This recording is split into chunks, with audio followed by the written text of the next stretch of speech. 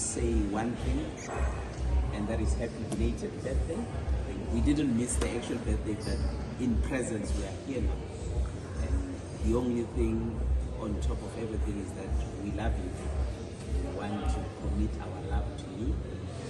You being the source of inspiration and beacon of hope to us, young black people, people of color in this nation.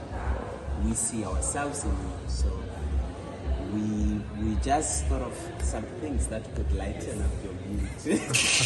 They are not big things, but from us they come from our deep bottom of our heart, and with every fiber of our being, we love you, and this is for you. This is for you from myself, Joannis, and other young people we work with at FBA. To say they love you dearly, and you inspire all of them. It's just that we couldn't bring all of them, but we also say, because you are making education fashionable and encouraging the culture of read. I've been meaning to get it. Oh, that's nice. It's a book for you, and we also wrote messages for you in a card you will read when you're on your own. So happy belated birthday, and stay young, and stay hungry, and stay winning, stay fabulous. You are the best.